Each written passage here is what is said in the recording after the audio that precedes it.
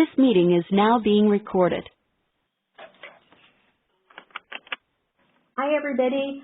Okay, we're going to get started here. So thanks so much for joining us. This is Wayla Murrow with EI Colorado, and I have with me here Lanita. And so we're going to get started on our call. Looks like we have Beth from Rocky Mountain Human Services, Colleen from Imagine, Jamie from Southern, Monica from Envision, Patrick from Blue Peaks, Pat from Community Connections, Sarah from Mountain Valley, Sharon from La Junta, Inspiration Field, Sue from Colorado Blue Sky Enterprises.org, Tracy from Blue Peaks. Is anybody else on that's just on the phone and not on the online? No, but I'm sorry to interrupt, Wayla, but I tried to send this email to F. Litton, and it's not going through. Thanks. Okay. We found a link. Okay, good. Thank you so much. Okay, thank you, Pat. We appreciate your help. And Jamie Beal is also on the call from Blue Peaks. Oh, great. Thank you, Tracy. Hi, Jamie. All right. And so we have Melinda, Sue, and Becca from Colorado Blue Sky are also on. So thank you so much. So here we go. Let's get going on our community practice call. We are recording this for your information. So, of course, these community practice calls are just really intended to help you guys learn from each other, to share information with each other. We'll try to give you some helpful information as well, and we have some updates today that we're going to do. And we just want to make sure that we are including anyone that might benefit from being a part of learning on these calls. So thank you so much for joining us. We found that the last few times they've been really lively, so we're happy about that. So for today, we're going to give you a few updates and some resources. We're going to have you guys talk about what's going on with you, your process, that sort of thing, and some sharing. And we're going to give you some upcoming dates that you should be saving and looking forward to. And so we just want to say hooray because these communities, Community Connections, Blue Peaks, Star Point, Colorado Blue Sky, and TRE have completed their universal training, and they are starting to do their initial implementation activities.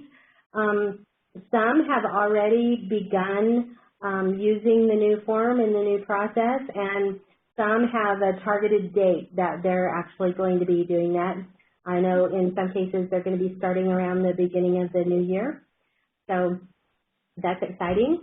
Envision has just completed some extensive time studies, and they're going to be doing some more.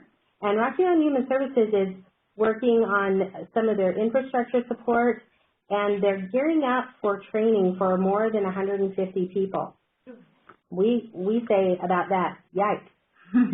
But that's awesome. We're excited that that's getting going. So good job. Also, we want to give you an update on the self-assessment quality IFSP outcomes self-assessment tool. And so we'll probably just be referring to that as QIO rather than Quality IFSP Outcomes Assessment Tool, but that's what we mean when we say QIO. And so the online format has been approved, and we're going to be creating a web-based form based on the feedback from Cohort 1 that sort of started this process, and we did some verification with them. And so based on that feedback and based on our reliability testing, we're creating a new form that we think might work a little bit better. Our General Supervision Unit is working on that. And so there's going to be training and the web-based form testing going to be happening around the second week of January. And there'll be a guide for that, so be watching for that. And so the goal is that Cohort 1 specifically is going to be using this QIO beginning in February in 2017. Juanita, you want to add anything about that? Sure, Layla. So look for Amanda Sutton and Ashley Fernie to be reaching out to you folks that are part of Cohort 1 in terms of the date or training for this January training. And in terms of Cohort 2 getting on board and starting the self-assessment process, it's really going to be dependent on what we find out via Cohort 1. So we're really looking to Cohort 1 to tell us what's working, what's not working, how feasible it is to do the number of assessments that we are planning on. And so based on your feedback, then we will be rolling this out much earlier to you, Cohort 2, so that you can start using the self-assessment form. And as soon as it's in its online format, we will definitely share it with everyone. It's not a secret form by any means, so that if you feel interested and ready for it, you can certainly practice with it and try it out. Right, and remember, since we're using implementation science through this process, we want to make sure that we are getting your feedback. We're not saying, okay, this is it, this is the final, love it or leave it or whatever. We really do want your feedback to determine how to use this best. So by January, all of the communities in Cohort 1 will have been implementing this integrated process for a whole year. Yay!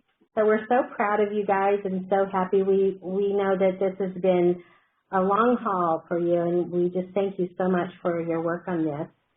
And so this is going to be the last ongoing community of practice call that we have scheduled with Cohort 1. But we will have periodic calls that are going to be scheduled, and we do have one, in fact, coming up, and we'll tell you about that later.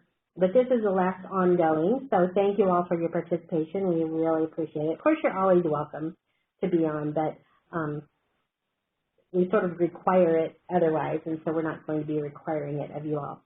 Yeah, we're not kicking you out. You're welcome to continue. It's just not going to be a required call. Right. And so for Cohort 1, we're letting you leave the nest, and so we're letting you we're letting our technical assistants sort of be on an as needed basis. I know that it's kind of been that way so far anyway, so I don't think it's going to be anything new. You're still welcome to contact us anytime, but just so you know, we're really thankful for you guys, and we know you're stars for us.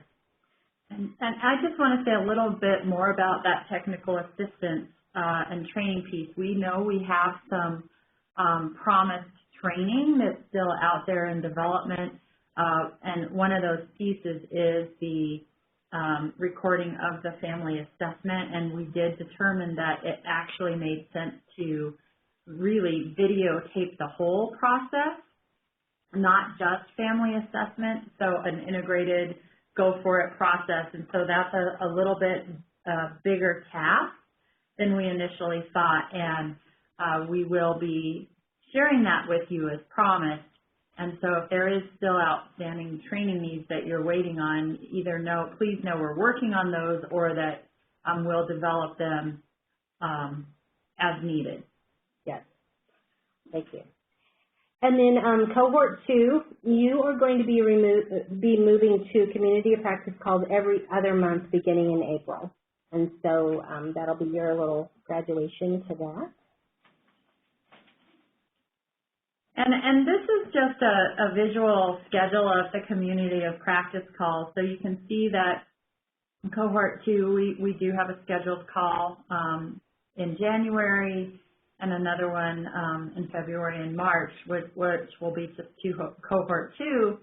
And then in April, we'd like to invite Cohort 1 back, and we will be bringing on the third and final cohort, if you can believe it, into this practice, and we're really moving up our implementation activities. And so we're going to be starting 2-day visits with Cohort 3 in January for some of the communities, and so we're really picking up this pace a little bit. So you can see the schedule there.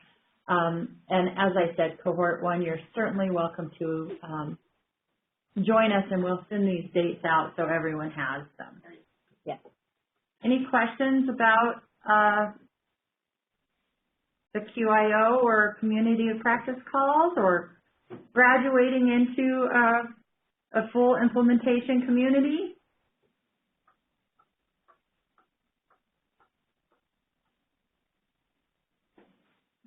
Okay. All right, so for our topic today, we really just wanted to discuss how things are going with your action planning and plans for sustainability. So depending where you are in the process, it may be that you're just initiating some of your action plan and thinking about next steps. Some of you are right in the midst of it. Some of you have already implemented your action plan and are thinking about sustainability and ongoing training. So we have a few slides with some suggestions, and then we'd like to have a little discussion about your thoughts on this, any successes with this piece, or struggles and questions that you might have, so we can have a conversation about it. And really thinking about the implementation team meetings, using those to your advantage, Cohort 2, so that not only do you have your action plan in place, but it's really describing who is taking the lead and who's accountable for the activities, and that you're regularly reviewing those steps together and gaining feedback from your implementation team members, other people in the community, so that these things aren't happening in isolation, so that you have local feedback loops, just as we have our feedback loop between your community and the state. Also, that you're updating your plan to reflect completed tasks, so that you can be sharing that with your community about what has occurred, and also, if needed, sharing it with us as we are evaluating the effectiveness of this work, knowing what has already occurred, and I think also to give yourselves a pat on the back of all the work that you have completed, because sometimes that feels overwhelming. And then checking in with your team lead here about any supports that are still outstanding to meet those action plan items.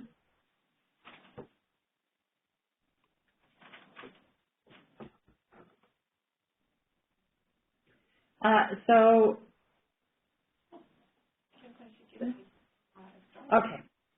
So it's really describing who should be taking the lead. You're identifying that next steps. Somehow I don't know why the slides kind of duplicated parts of it and not others. Very weird. But really thinking about it as an ongoing activity. So we're writing it down, yes, but it's only effective if we actually put it into action, right? And so revisiting those to make sure they're not sitting on the shelf, but if one of your action items is that you're going to create a brochure, talking points, or orientation documents for families, or you're translating them into Spanish, that we're actually doing that and we're taking the steps necessary to complete that with deadlines and dates and who's responsible. And then thinking about sustainability for Cohort 1 and Cohort 2 as well, who's going to train new staff? So service coordinators that come in, providers, how are they going to learn about Go For It, and what materials do you have available to you that you found helpful? We know it's probably not realistic to take a full day and train someone and Go For It. So what is it that you need in order to get them up to speed quickly and feel confident that they're going to be able to do that to fidelity? And then that goes into making sure, we all know that when we learn something new and it's fresh in our minds, it's easy to implement something, but after a while, we all experience what we call drift. So it's not exactly the way it was intended to be implemented. So we want to ensure fidelity and keep people fresh and that their practices are up to date and support evidence-based practices. And then finally, we'd like to know what else you need from us to support further implementation activities. Are there pieces missing other than what we've talked about that's currently in development that you're like, gosh, we really would benefit from X, Y, or Z. So let's open it up and have a little conversation about action planning and sustainability, and then we can move on to more general things that are happening in your community.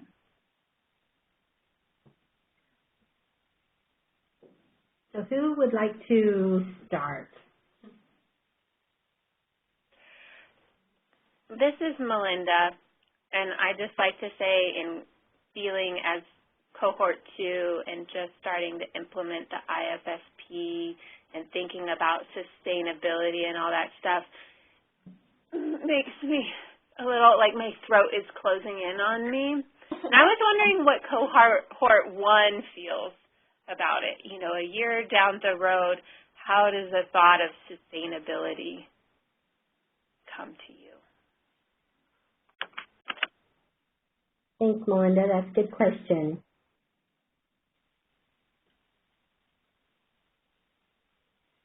Anybody from cohort 1? This is Colleen. I think one thing we've done, like as far as new providers coming in, is in our new provider orientation, we go over the most likely provider model just as part of that whole, like, if you want to work for Imagine, these people aren't even contracted yet, but this is what you're signing in for if you do it. Also, we're really kind of now looking, I think the QIO is going to be instrumental in us making sure things are done to fidelity throughout the IFSP and carrying it on. We've got like 14, 15 service coordinators. To be honest, there are probably 14 and 15 styles going on right now on how people are doing it. We know they're getting the sections filled out, but we don't know how well into fidelity, and that's kind of coming back to that QIO again as a chance for us to breathe, look at it, and then see where we need training and support from the state based upon what we find. Great. And Sarah Brotherson from, sorry, go ahead. Go ahead, Sarah. I was just going to piggyback on what was just said. We've kind of felt the same thing after doing the QIO assessment tool here, that yes, everything's getting completed and done, but probably in a variety of different ways. So we're looking at how we can make that more uniform and make sure it's getting done correctly as well. Great, and we certainly want you to feel like there is flexibility in the process because families are individuals, children are individuals, as are service coordinators and providers and communities. So we want you to have the flexibility to implement in a way that will make the most sense and help your community be as successful as possible. And at the end of the day, how that gets done, I guess, isn't as important as that the pieces are in place that need to be in place, and that, you know, the order matters because it builds on itself. And so I think when we get into the QIO and we start thinking about those things, I think it'll be really clear which steps are kind of negotiable in terms of how they're implemented, and things that are, oh gosh, it really does need to be done in this order or this way for it to work. Are folks starting to see that in their work? Yeah, I think one thing we're looking at doing at Imagine is because the family assessment is such kind of that linchpin around which everything kind of rotates, is we've been trying to, like, they go through the eval and then we have this gigantic meeting where we try to do the whole IFSP. We've got some of our service coordinators kind of experimenting with okay, I've got the child is eligible. I'm going to come out and do a really rich family assessment with just me and the family, because the SAFER is the one thing that we know that we can do. And then when we have that next meeting, we're hoping that we'll be able to really get IFSP outcomes and priorities and the strategies really in line with what that family assessment brought out. So you're actually doing 3 meetings.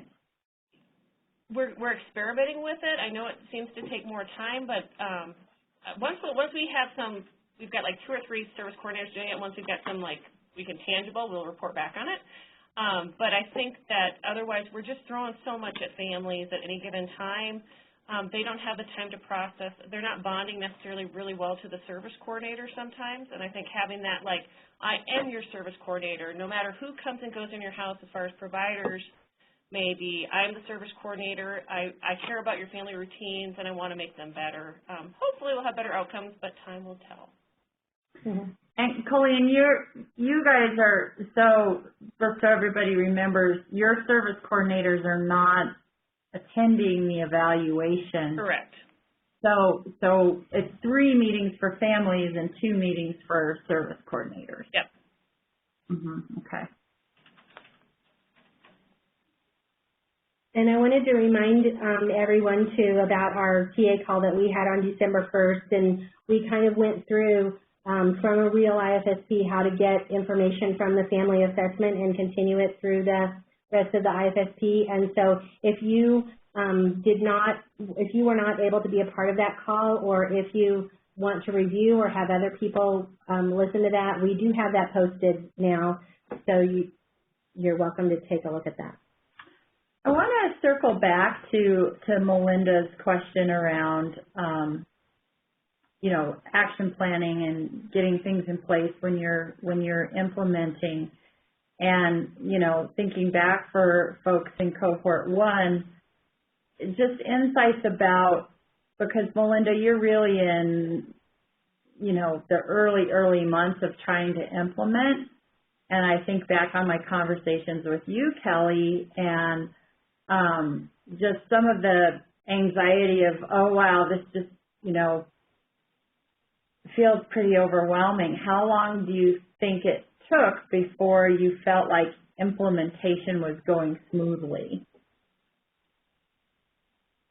Hi. I think that we serve 6 different school districts across Adams County, so I think that it was different and unique for each school district, but I don't know. I'm kind of thinking about that we've been implementing for a year. It's kind of interesting because now I feel like it almost just feels like this is the way we do it now, and this is just how it is. I mean, I don't know. I think we've really embraced the process, and the service coordinators and the providers have really embraced the new process. So I don't know. I feel like now this is just the way we do business. This is how it works. And so when we bring in new providers and we do provider trainings and we meet with potential new contractors, we're laying out that process. And it is overwhelming, and that first, I would say maybe 6 to 8 months was really overwhelming.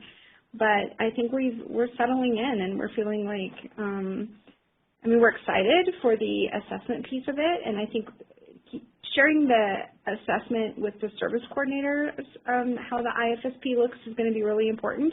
But I think we should also be sharing that with providers on how these IFSPs are looking, because they are a part of the team, and they are helping, put these IFSPs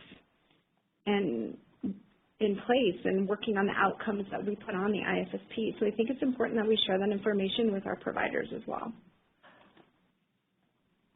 That's great insight, Kelly. Thank you. So Melinda, what I heard was, 6 to 8 months. And I don't know if others want to chime in, if they would agree to that, or felt like it was shorter or longer, or maybe they still don't feel that great.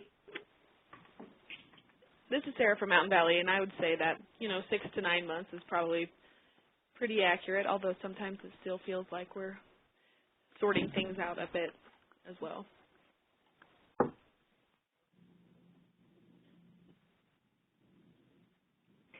Thank you. That's helpful to see a light at the end of it. And I don't think it's a train. But you are in the thick of it, and it does take a while. And I know that some communities, it's hard to just start.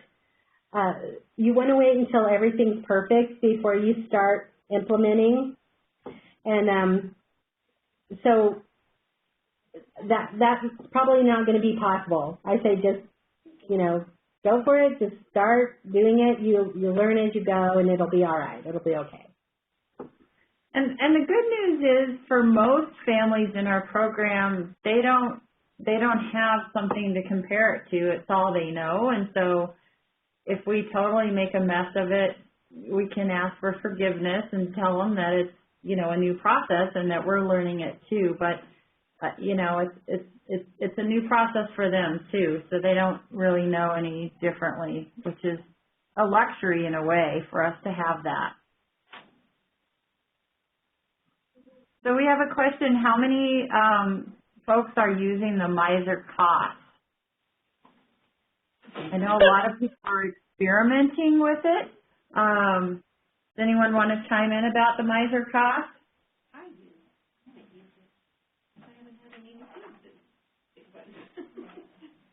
I hear a lot of giggling.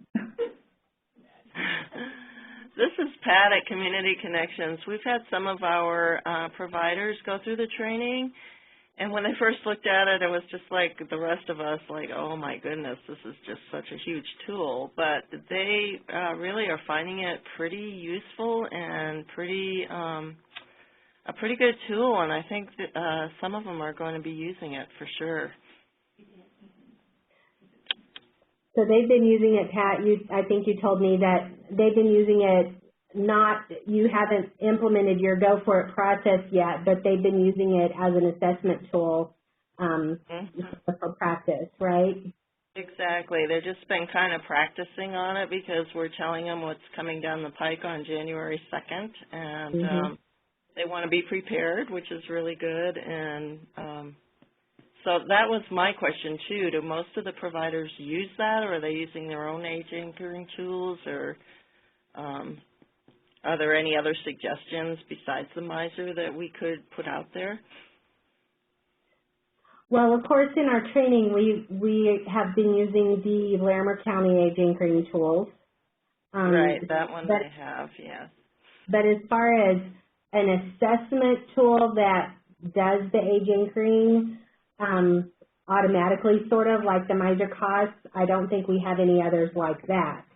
But we also tell providers and service coordinators that if they are confident in their ability to do that age anchoring based on their knowledge and their experience, that's fine as well. Sometimes it's good to have just like a little backup just to make sure, because different things sometimes have different age expectations. So the answer to your question is, I would say that there are few that are using miser costs. There aren't a lot yet, based on what you said, that they find it a little bit overwhelming. But the ones that are using it do really like it from our anecdotal experience. And we anticipate that as time goes on and people get more comfortable with the integrated IFSP cost process, and that piece gets solid, I think we're going to actually see an increase in the use of the miser cost,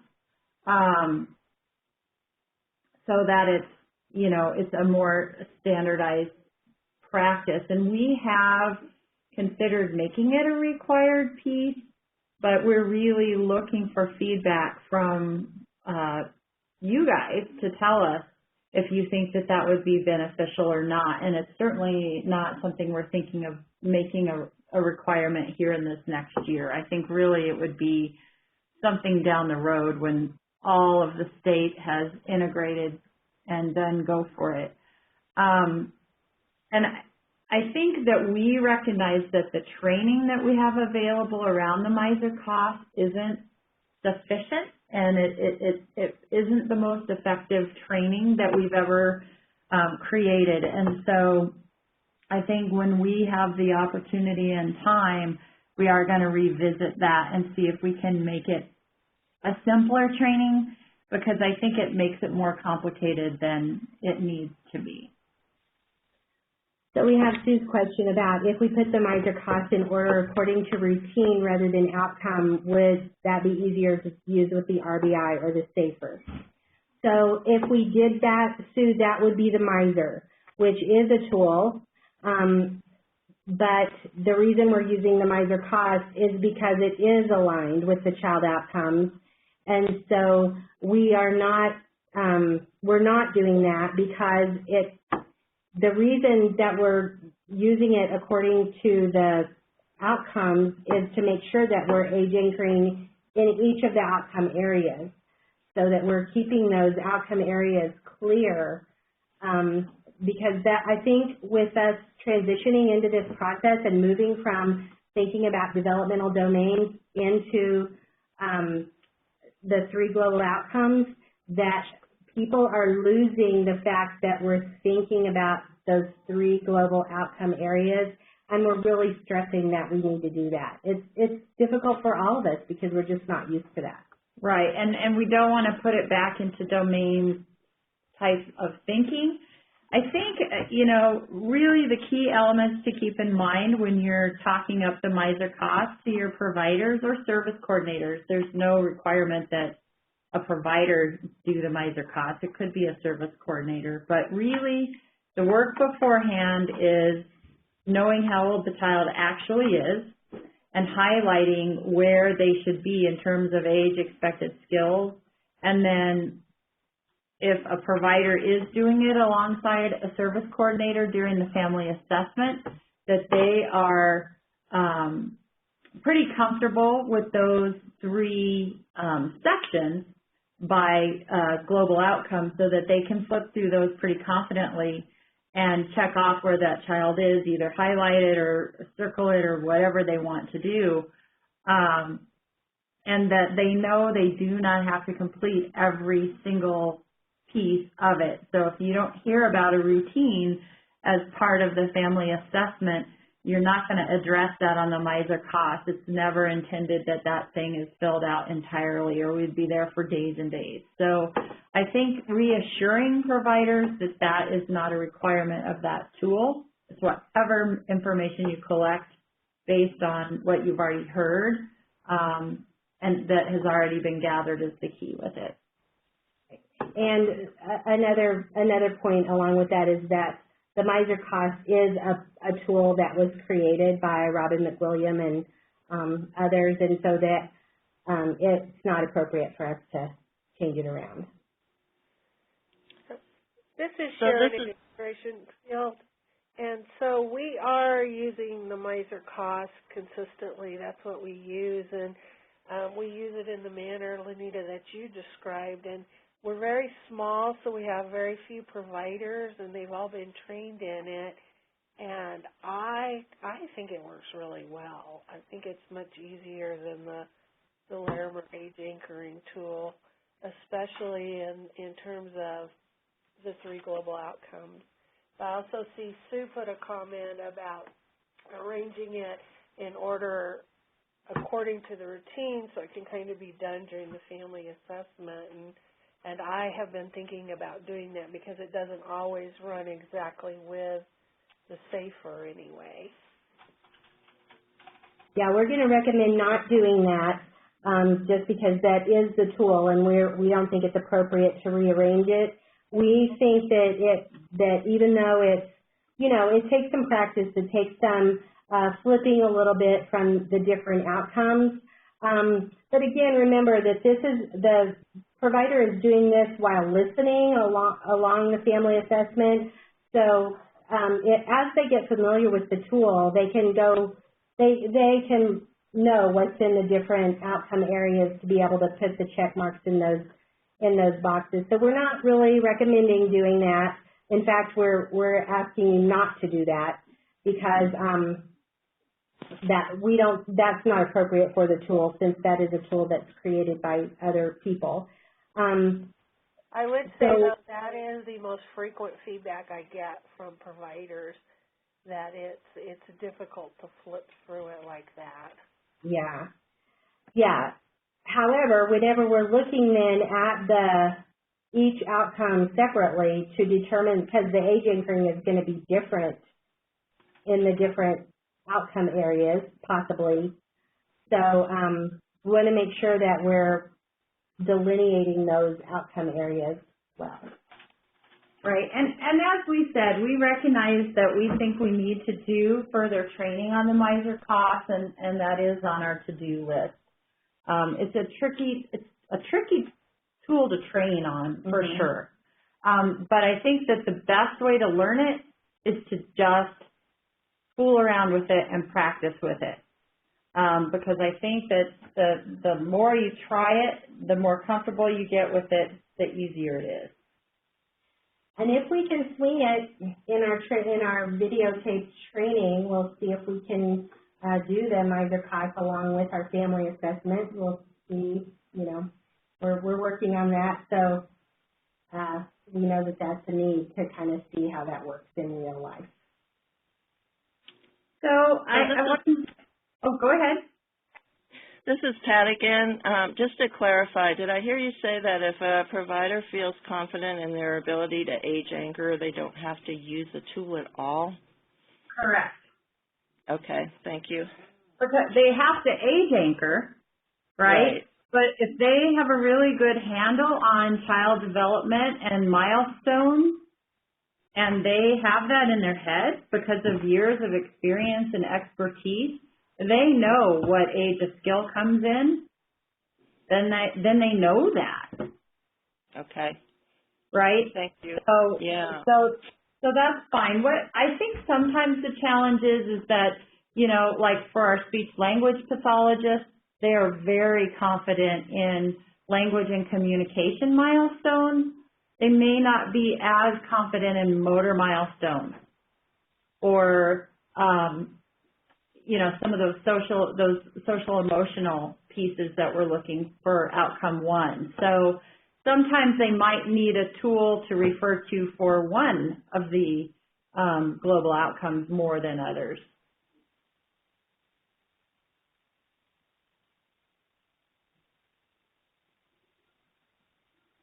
Okay, so why don't we go ahead and move on to just more general community sharing. We'd really like to hear what's new and what's going on. And we have some discussion prompts here. If you were surprised about something or unearthed a huge, realization about something that works really well with the implementation, or learned from someone else, we would really like you to share it. And we're going to just go down the line with communities, and how about we start today with Blue Peak? Is there anything that you would like to share that's going on in your community related to Go For It?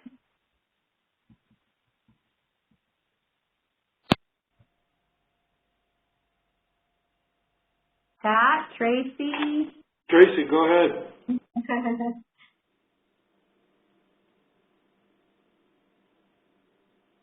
Tracy, are you there?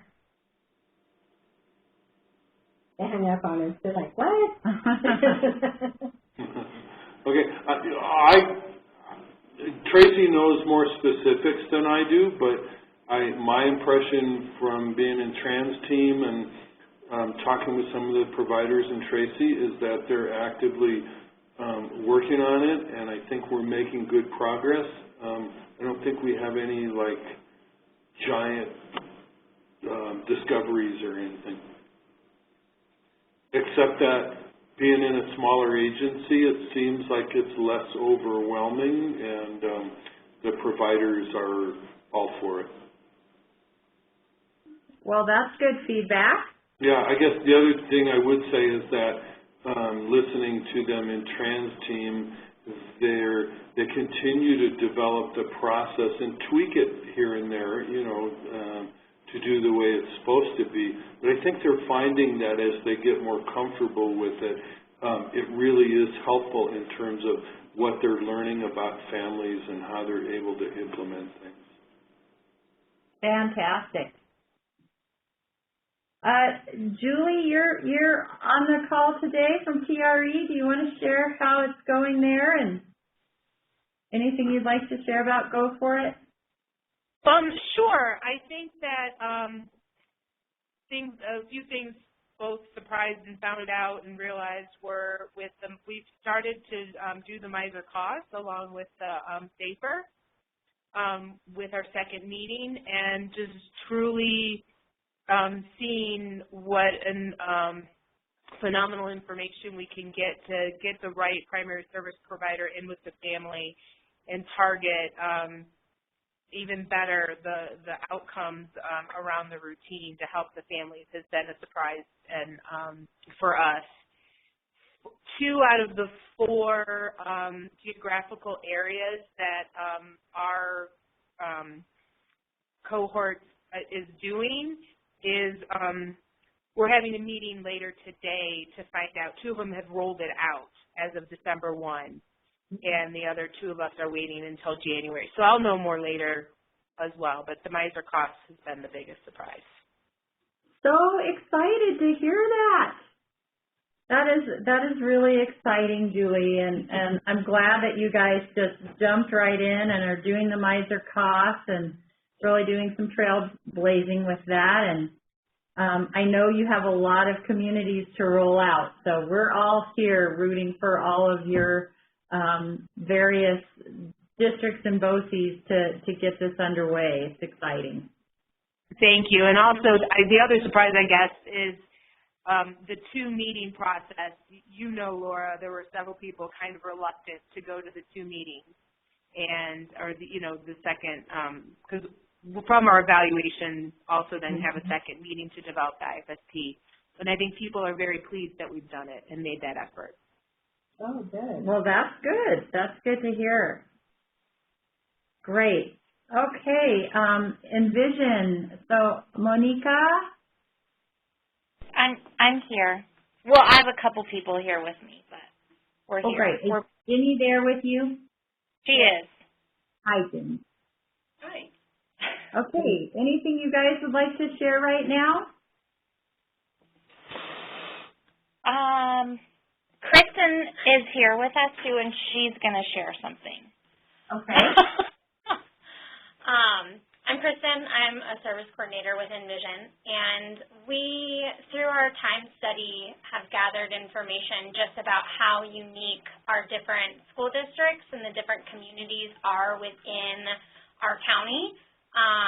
So we were originally thinking that when we rolled out our process that we were just going to roll it out the same for every school district and every community, and now that we're getting some more information just about how each community school district operates differently, we're thinking that we're going to probably create a couple of different individualized processes, and when we roll out for the beginning, I think we're going to try and do some different stuff for each school district. So that was really valuable information you guys were able to collect with some of your time study work, and I know you guys talked about moving forward with doing a deeper dig to get even more information, and I know that's taken an extraordinary amount of work, and we've been really impressed with what we've heard so far about that process and what kind of information you've been able to gather. So that's exciting that you know even before implementation that you're going to need to do that. Yeah, we're hoping that by trying out a couple of different things and then doing, kind of a secondary time study, we'll be able to just see what the differences are between our current processes and how that's going to change as far as our time and what we're spending our time focusing on depending on, different strategies and things like that. Great, great.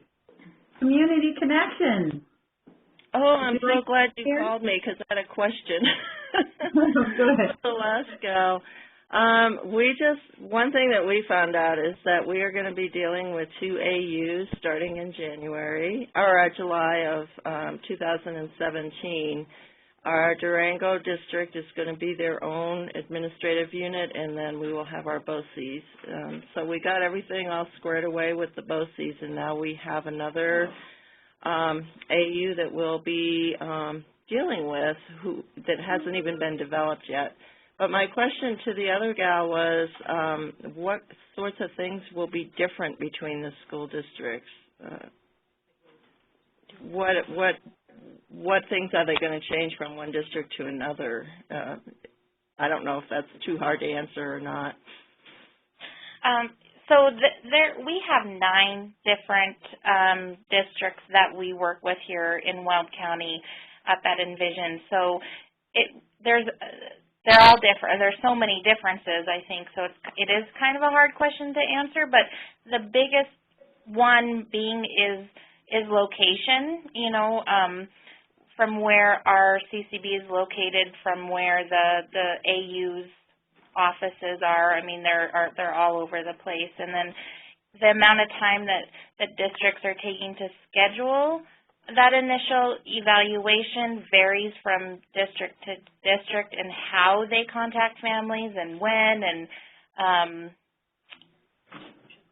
even our relationships with all, different AU is different and unique. So we're looking at potentially bringing out some computers to the school districts that are further away to kind of save our time when we're back at the office. We're looking at potentially scheduling some evaluations individually because timelines have been challenging, especially recently. So those are just a couple of different things that we're considering piloting. Great. Thank you. Colorado Blue Sky, anything additional you want to share? Somebody had made the comment earlier about waiting until, I think as Wayla was saying, waiting until everything is in line and perfect and you have everything figured out. I'm an analyzer, and so that's what I tend to do. And we received feedback from people like, okay, we need to hurry up and get this started because we're going to forget what we learned at the universal training. So it's like, oh, okay. So now we're kind of having to change the plan and, yeah. Go for it. Right, go for it. It's definitely a balance between planning and processing and actually putting things in action and just going for it, right. I don't think anyone from StarPoint is on the call today. Is that correct? Okay, what about Beth Scully? Would you like to share from Rocky Mountain Human Services? So we have our universal training in January still with, I don't know, probably 180 some odd people at this point in time. So I'm feeling, yeah. So I think I'm in the same kind of overwhelmed, freaking out a little bit. Earlier on the call, I started to make some additional to-do lists about implementation to make sure that all the things that are floating around in my head get done. So, yeah,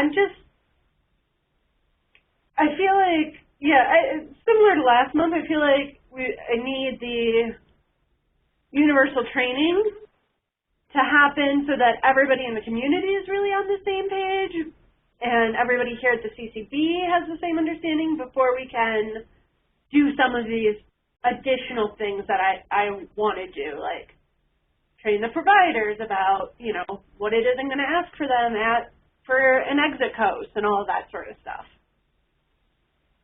Right, get everybody flying together. Right. It's a lot of people to go in the same kind of direction.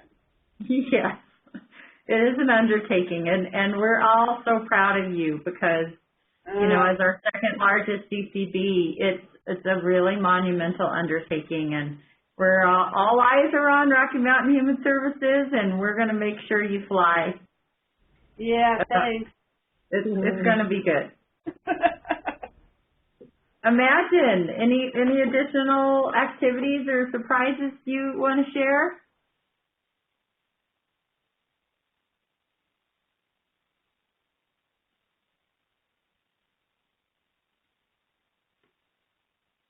Okay. How about Mountain Valley?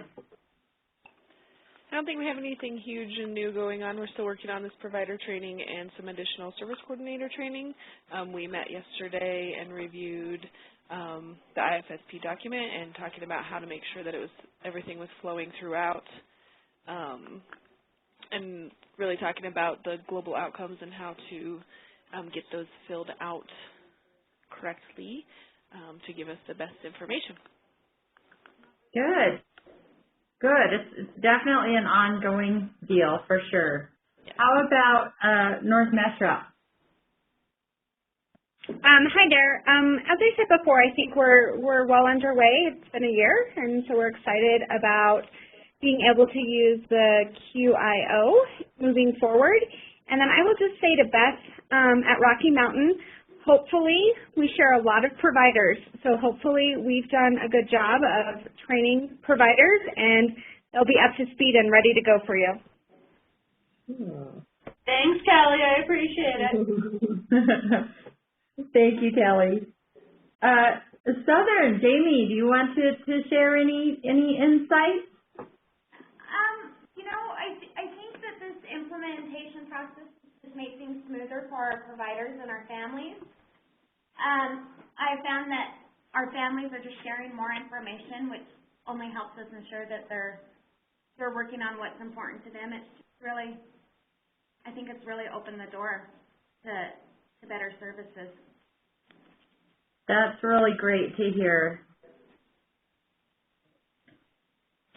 How about you, Sharon? Well, I think I'm not really surprised by much anymore. I think, I'm fairly short-staffed, and so having to do more of it myself, I've realized that it's sort of an ongoing process in terms of tweaking our system and educating providers and families, but it's been a really positive experience as well, and I think it's improved our process for sure. Well, isn't that the truth? It really is an ongoing process, isn't it? That we're constantly adjusting our practices, and nothing is static for sure. So that's a really important insight. So thank you all for kind of sharing what's happening, and it's exciting for us because sometimes I think Wayla and Laura and I, we just get a little bit entrenched in this work, and it can feel really overwhelming and like, oh gosh, it's just so much to do. And it's good to hear that things are moving in the right direction and that we're traveling this path together. So thank you all for your hard work.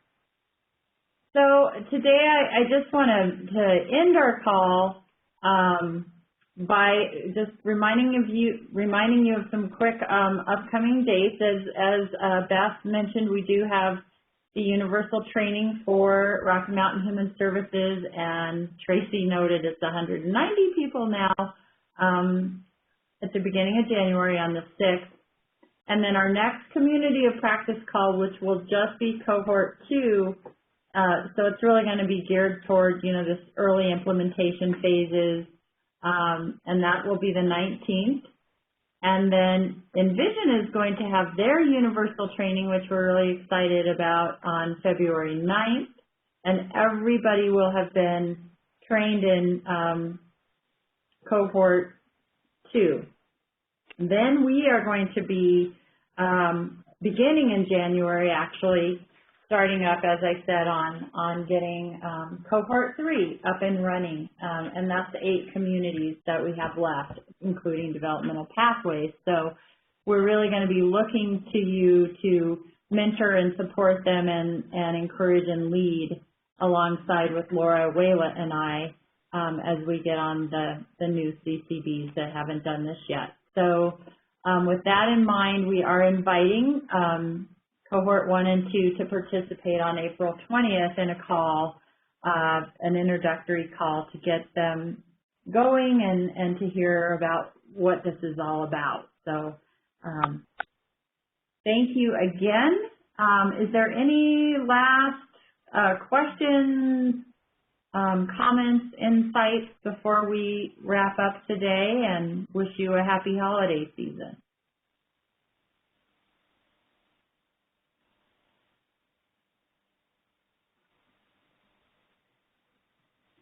Okay, well, thank you so much for joining us today and being thoughtful and insightful with your comments. It's really appreciated.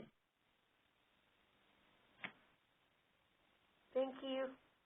Thank you, and have a great holiday. Thanks, you guys too. Bye. Thanks. Bye-bye. Bye.